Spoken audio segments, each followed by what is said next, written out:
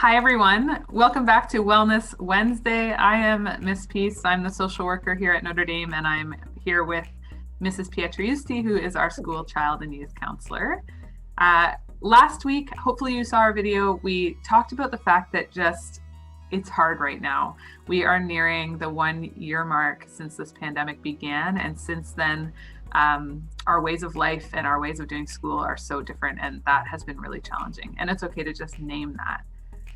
This week, we wanted to talk about the fact that when things are hard, one of the ways that we respond to that, and it's a very normal response, is that we can have a tendency to avoid things that are hard, and have a tendency to seek comfort and to sort of escape expectations or responsibilities or things that we have to do because we are tired and we are spent, and many of us are burnt out. And so it's a normal response to avoid.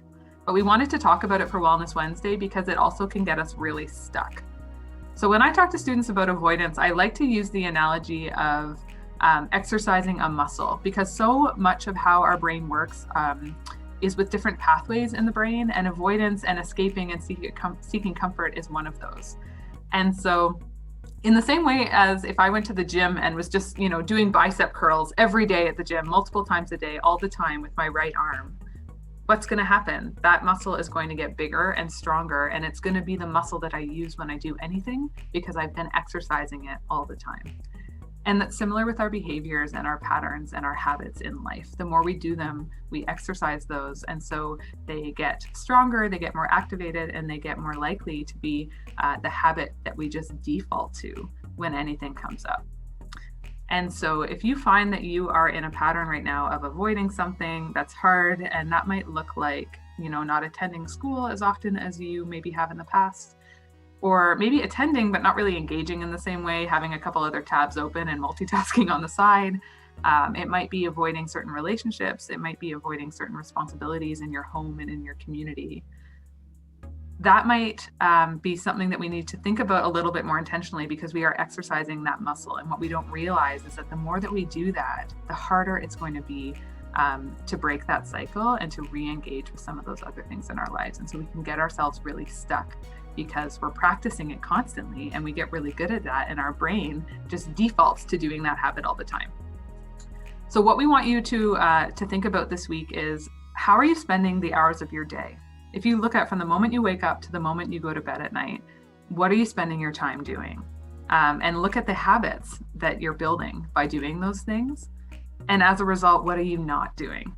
Because I think all of us right now need to sort of assess our time and assess our lives right now and see, is it balanced, or are we really sort of leaning towards avoidance and leaning towards the things that are comfortable? Because that can make things like school really challenging.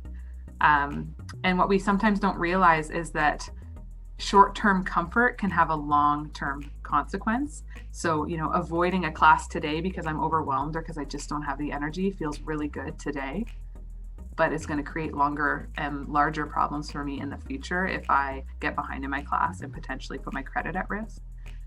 And if we want that long-term gain, like getting our credits, passing our classes, or, maintaining our relationships, then sometimes we need a short-term discomfort. So we're talking this week about how might we have to intentionally choose to do the opposite of what we want to do, what feels comfortable, so that we can do the things we need to do.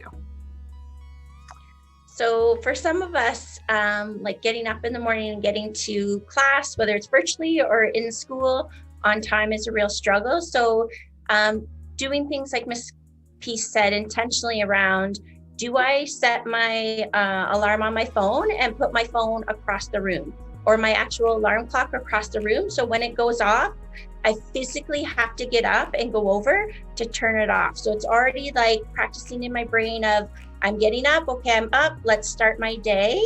That's a little trick or a strategy. Another one is for if you find that, hey, I get on class, but then I kind of drift off or doze off or fall asleep, practicing actually physically sitting up in a chair. So not laying in bed, not being on the couch where it's cozy and soft and it's kind of easy to fall back asleep.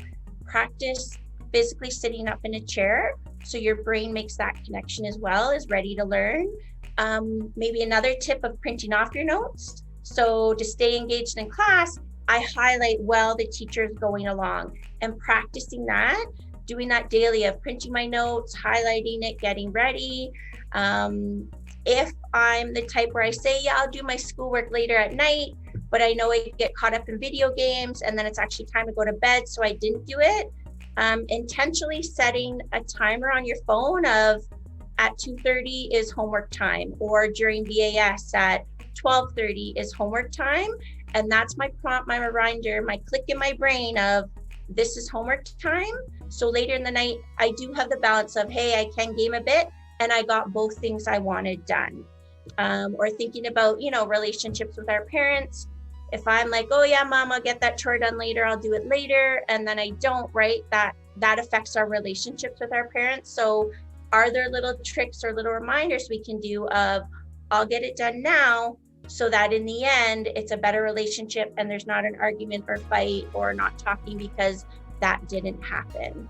And sometimes we also need people as supports for our little brain connection. So if I tend to fall asleep in class or get disengaged or peter off halfway through, do I have a friend in that class who texts me halfway through at break time to go, hey, are you still there? Like, did you get that assignment, right? And that kind of prompts me to get back into it.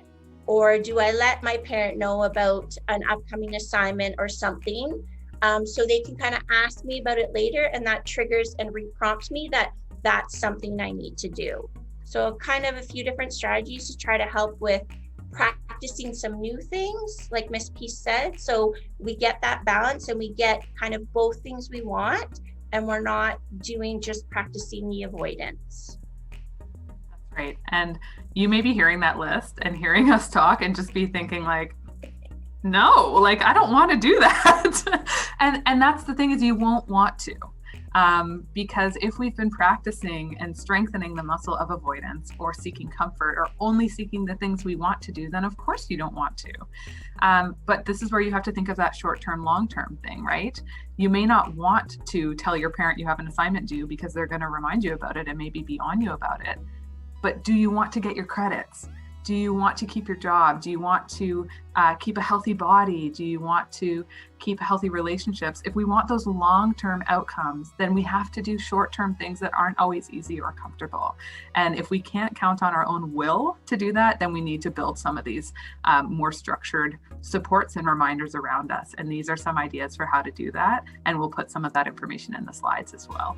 And just like we've said before, you might be hearing these things and think, no, it's too much. I'm way too stuck to be able to engage in those things. And if you know that, if you know you've tried these things and it's just not working for you, then please talk to someone and tell someone you feel that stuck, because you may need more support than you're getting. And there are people who can come alongside you and help with that. So take a look at these slides. It's not easy, but sometimes we have to do hard things, and you can do hard things. And it's worth it for the long-term benefits of meeting the goals that you have for yourself. So take a look at these, and we will be back with you in a couple weeks.